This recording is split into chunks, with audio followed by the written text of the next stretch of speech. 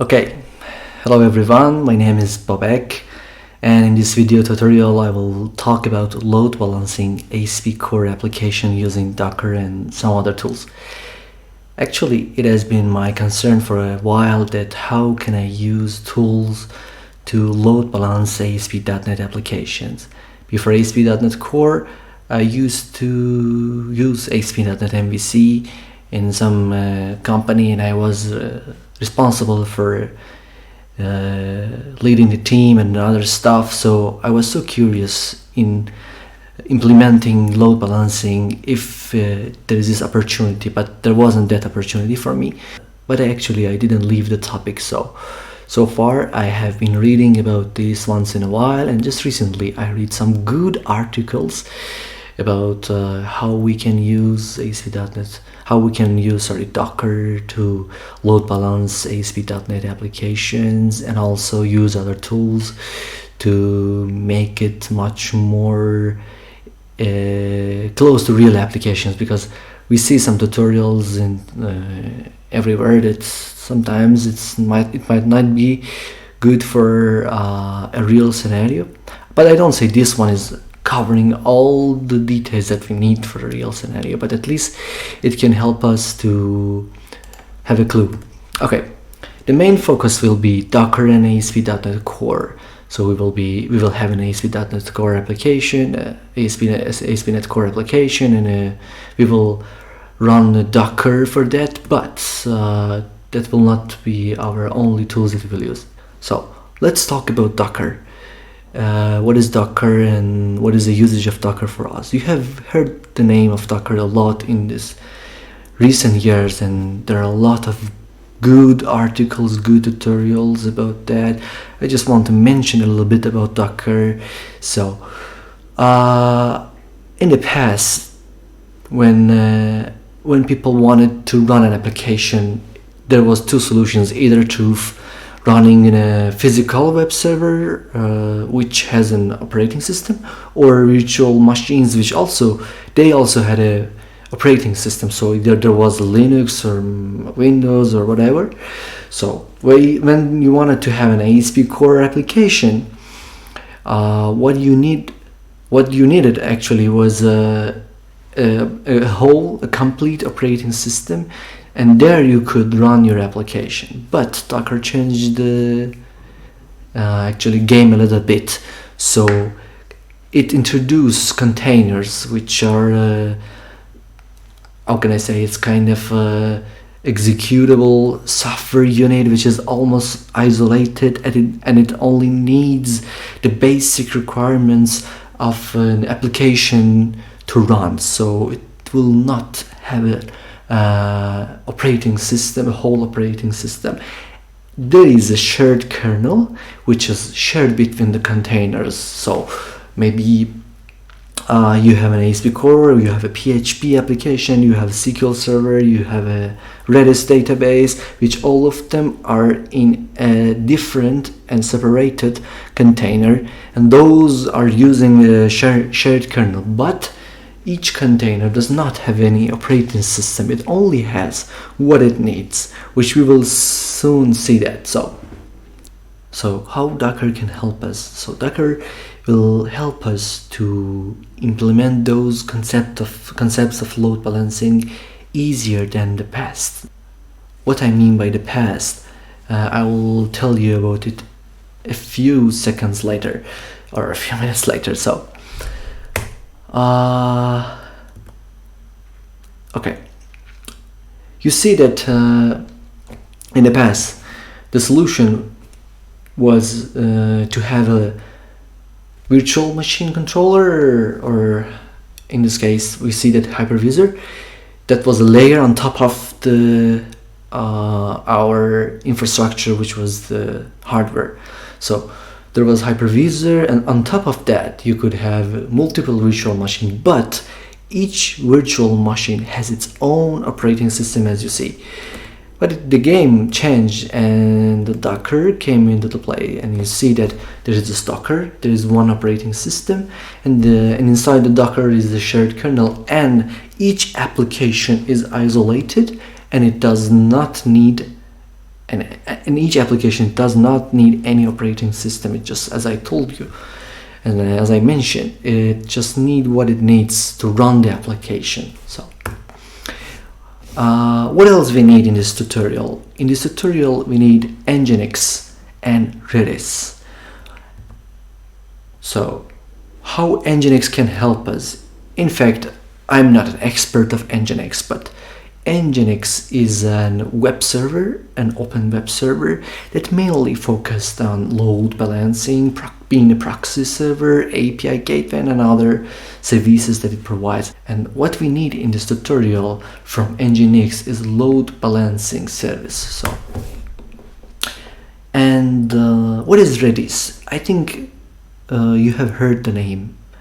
It is a key value database which is mainly works in memory, and it's different from NoSQL databases or relational databases like SQL or MySQL, as we know. And being in memory makes it much more faster than the other databases we know. So what is the main usage of Redis? Mainly the Redis database is used for caching. And what do I mean by caching? For example, consider a scenario that you have an API or a website that you have a list of products, and those products are being frequently accessed by users. So you want to give a good user experience without bothering them, without waiting them for a response from a server. And what do I mean by bothering them for waiting for a response? Consider an old solution that each time you want to list the products, you have to query SQL Server database, and it is expensive, it is resource intensive. So why? Because of the mechanism, because of the way that SQL Server works. Although that recently there has been changes in all of those relational databases that make them work much more faster, but still a database like Redis, which exactly works in memory, can help us to have those data that we frequently need faster and give them to the user through the API or whatever. So but Redis also has a message broker capability, which is not our focus in this application, but just to mention that's used in microservice architecture or event-based systems, if I'm not wrong. Replication is some kind of a capability that Redis has. So it has been, I think you know, and you are familiar with replication. It's like you have one database, but you have a copy of the same data that you have. So it's already there, and you can enable it for Redis. But why do we need load balancing at all? So consider a scenario that you have a website or an API that works in a virtual machine or a physical web server or whatever, and each day you serve like 1,000 users. It works, it's fine, but after a while the number of users reaches to 2,000, 5,000, whatever. So what do you want to do? This is the time that this arises some questions in your mind, that what should we do with this resource intensive operations or load of users into our application and API that we are exposing. So the first solution is to scale up. As we see, this is our first machine that we had when we ran the application for the first time. Then we encountered the situation that the load of users increased, so we added a CPU, we added a memory to them to calculate or does the operations that we have, like querying the database and other things. Then another scenario happened and the number of users doubled or tripled, so we had to add up the physical resources that we have, like CPU or memory, as I mentioned. But it was like scale up. Then the concept of the scale out came into the play. And what is that? It means that, okay, you have one machine, it has CPU A, it has memory capacity of B.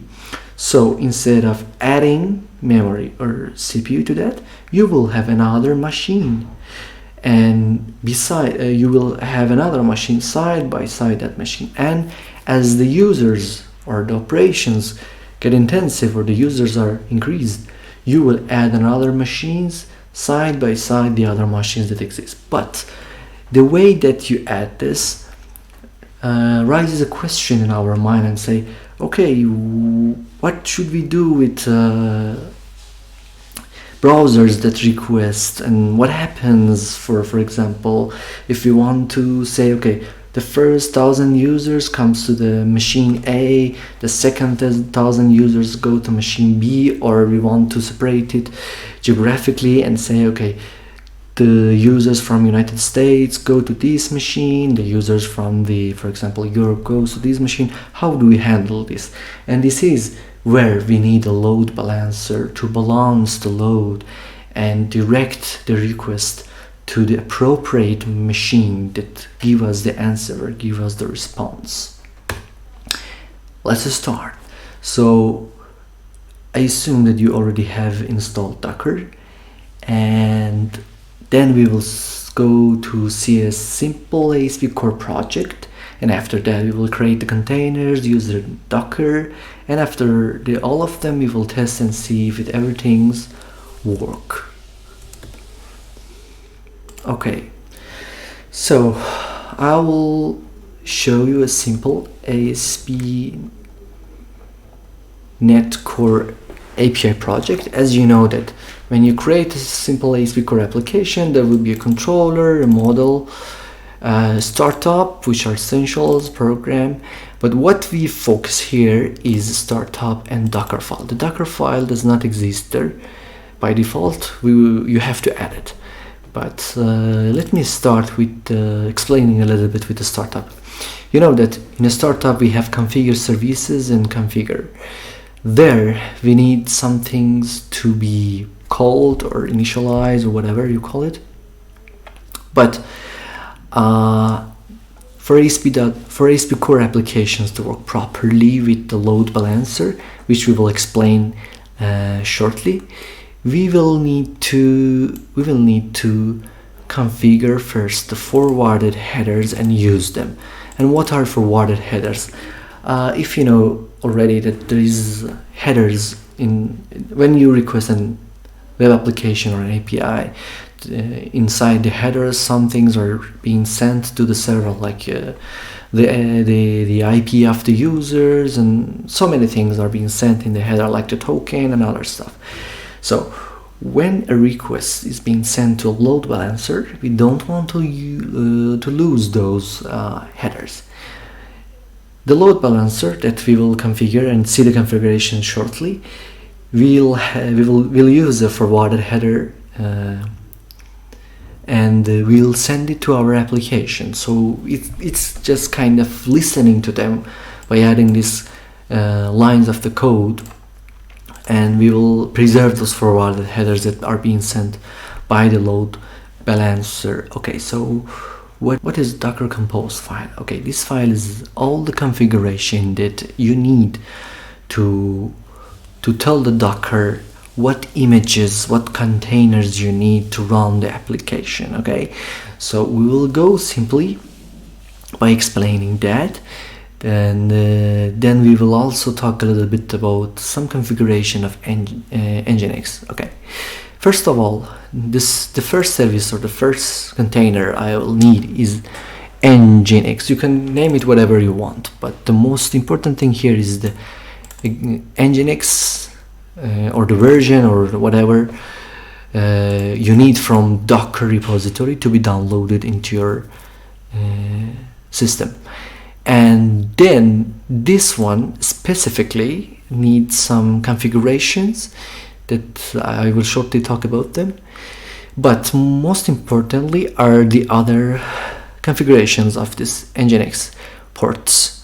What is ports? Okay, you know that normally all the web applications are being served through port 18, but I have changed it so it will internally, the load balancer, the web server will work on the port 18, but I will call it outside of it through 1890.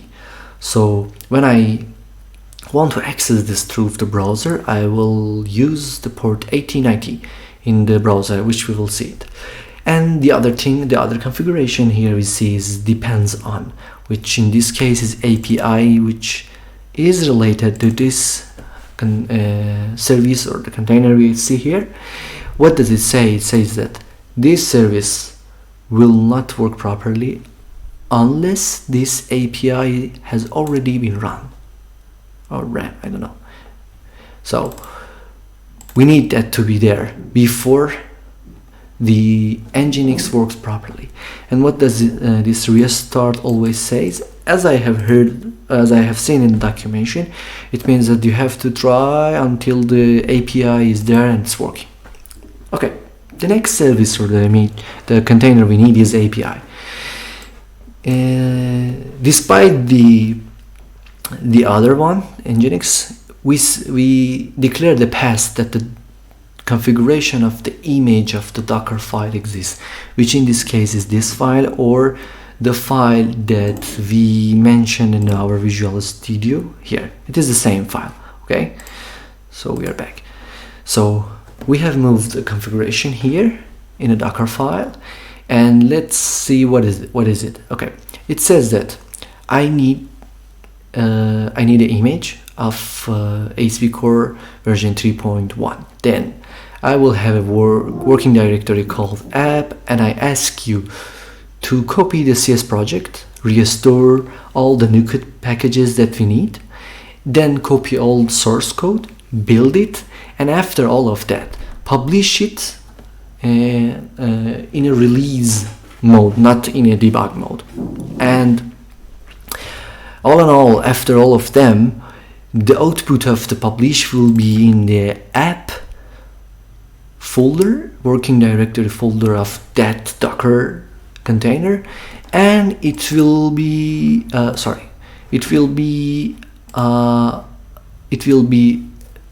operating on port 5000. So it will be operating on the port 5000, which is important for us at the moment to know why it's 5000. It could be anything, but I will mention why it's important. Okay, back to the Docker Compose. Okay, you see that here I do not map the ports. So here we only have the internal port which is being used to serve the API. So the other containers in the Docker can listen to that through this port. Okay, but we need two other configurations which are specific to the Nginx. Be honest, I don't know that much about that, but I can mention some things. These are the forwarded header that I talked about a little bit, but the most important thing here is this part and this part. So what does this part say? It says that this load balancer will listen to API on port 5000, okay, which we also mention here, and the server itself will listen on port 80. Okay, these are the most important things that we know, and also which are enough for our Docker to run and work. Okay, so the next step would be running the Docker. Okay, we are in the appropriate folder which contains the Docker Compose file that we talked about. Now it is the time to run the Docker command to get the images and run it. Okay, this is the Docker Compose command that I have used here. You see that I have passed APR equal 4, and what does it mean? It means that I will need 4 instances or 4 containers of the API that I have defined. So it's trying to get the images, create the containers. Because it's already downloaded the images, it will not waste the time for that. Okay, let's see what happens. Nginx was working the first instance of API, second, third, second, and one. So okay, what does it mean? It means that we will have the load balancer, and we have 4 copies of the API behind the load balancer. Okay, so let's see how does it work. Okay, I will go to the browser, localhost. You remember that Nginx was was configured to work on port 1890. Okay, it seems that it's working. I refresh it. Let's go back to the command prompt and the log of the Docker. You see, the first time API 3 was called, the second time API 1 was called, and you see that internally their API, their IP is like 3 and 4. But the thing is that these are not accessible outside of the Docker. The only thing which is accessible is the load balancer, the Nginx. So, and this host name that you see here is the same that we saw on the browser. This one, okay. So what is the next step? The next step is to add Redis to the project that we have. Okay, now let's focus on Redis and how and why we will use it in our scenario, in our application. Okay, so we have Visual Studio and we have the startup. But before talking about these configurations that are added, I want to talk about why we need Redis for the session. Consider this scenario.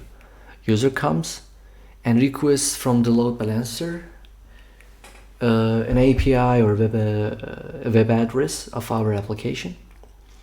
What does the load balancer do?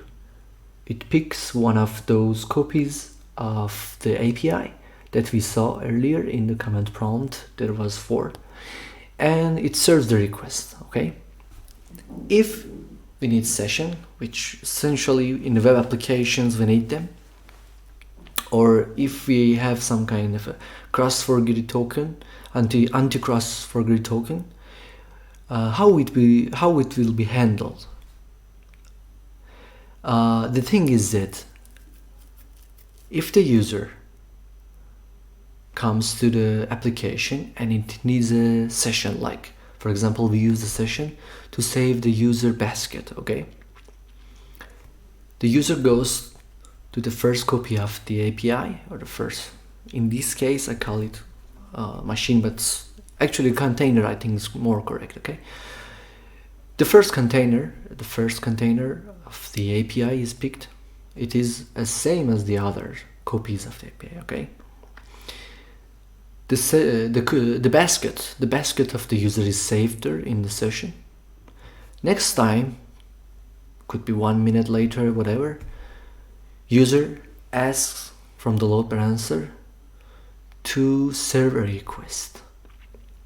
This time load balancer picks the second machine and the session is not there. Why? Because each application is in its own container and is isolated, and if we use the default mechanism of ASPNET Core, we are using the internal ones and we will lose it. Why? We will lose it in the second copy of the API machine or API container. So we need a shared storage of all of our sessions. What can we do is that we add some libraries that can deal with Redis, that can add the Redis or use the Redis in ASP Core application. And for that, first of all, what we need is a package, this data protection, this Microsoft extension caching stack exchange Redis package. And then we need a connection string, something like a connection string, but in this case it's not that connection string that we see in SQL Server.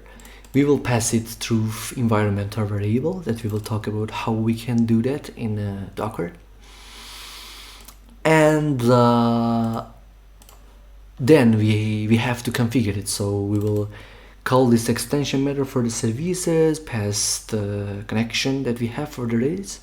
We add this, we call this add session, which is already there in ASPNET Core, just we need to configure it, and it's independent of the Redis. We just need to add this. And finally, we need to use session. So we need to call app.use session. Okay, everything seems fine. Okay, we are ready. What we need here is to also change the Docker Compose file. Why? Because we need an instance of Redis to be there in the Docker. Okay, so let's go back to the notepad. I will copy what I have here up until here. Go back to Docker Compose. Okay, this time you see that environment. In environment, I'm passing host name, which is Redis, and this is the name of the container that we have defined here. And what else we need? We need depends on Redis. Why? Because it is essential for the session, okay, to work in the ASP.NET Core or ASP Core. And we have added Redis service to the container. We say that we need this image from the Docker repository. Then we will set this Redis replication mode to master. It's just there. I don't know what does it do exactly, but of course it's related to the replication capability of the Redis. And at the end, we will forward the port 6379 to again 6379, so it will be accessible outside of the Docker Compose file. Okay, what we will do is that we will need to run again that Compose file. Okay, I go here and okay, I stop. I will just also show you something funny. Let's go to the, okay, this is the Docker application. I have Windows, I don't know what operating system that you have. You see that this copies of API are added and Nginx is there. Okay, that's fine. Let's go back to the command prompt and run Docker again. Let's see what happens.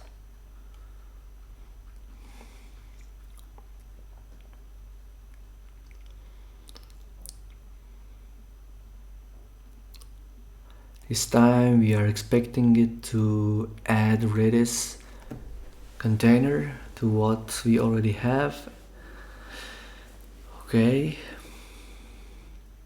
it's creating Redis. It seems that we don't have any error. Okay, all right, so let's run the application this time and see if it works. Okay, it seems fine. Okay, I will also call the one of those APIs that I have that is already defined, which is weather forecast. It just shows a random data, but let's go to the Visual Studio and see what is there. Okay, in Visual Studio, if I go to the weather forecast controller, okay, I will uncomment this. Okay, so it will also add sessions. Okay, what I will do is that I will again stop it.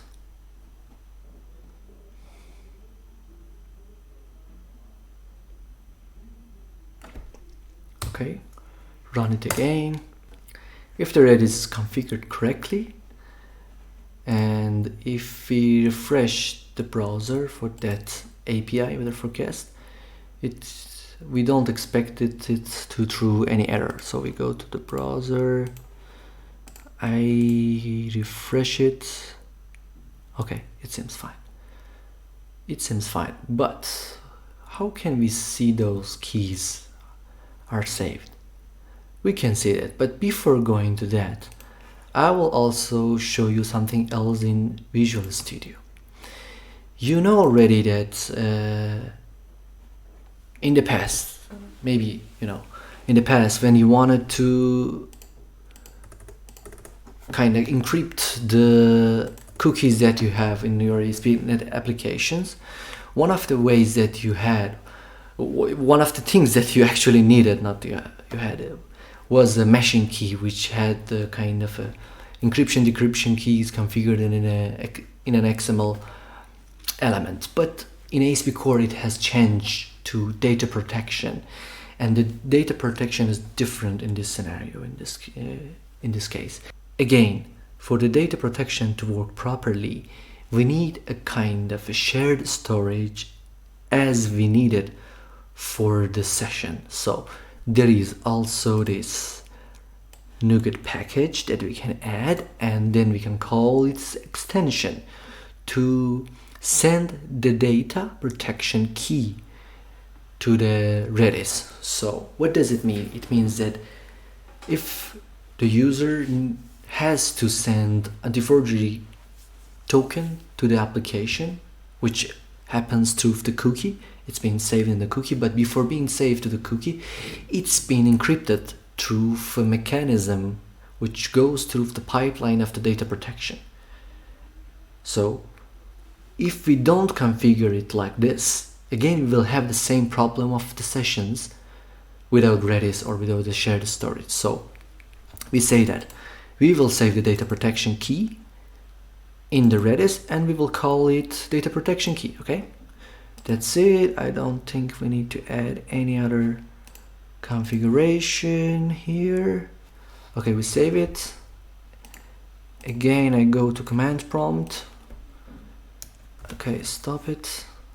I'm not a Docker pro. I don't know if there is a better way to do that, but I will run it. Sorry, before that I need to add also another service. So I will go back to the Docker Compose and I will add this Redis commander as another container, as another service. Okay, what does it do? It depends on Redis. It gets its image from Docker. It needs the Redis connection, which can be sent like this, and the Redis is already there, and it works on port 8081, which I prefer to access it outside of the Docker through 8085. Okay, I save the file. Seems fine. Go back to the command prompt. Okay, run this Docker Compose. And I'll wait for this to build everything that we need.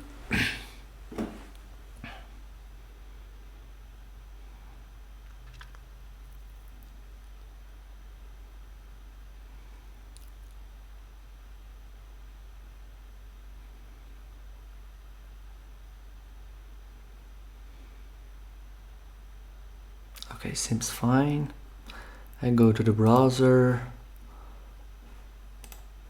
and I choose port 885. Okay, Redis commander is there. You see that, okay, our key is here, data protection key is here, that we talked already, and the other thing that we also have is this session value that we saved when we were calling the API. So we have the data protection and the other key that we defined. So everything is there and it seems working. You see that this is test key. Okay, if I go to Visual Studio, and yep, everything is working. So I hope that this tutorial was useful for you, and see you next time. Bye bye.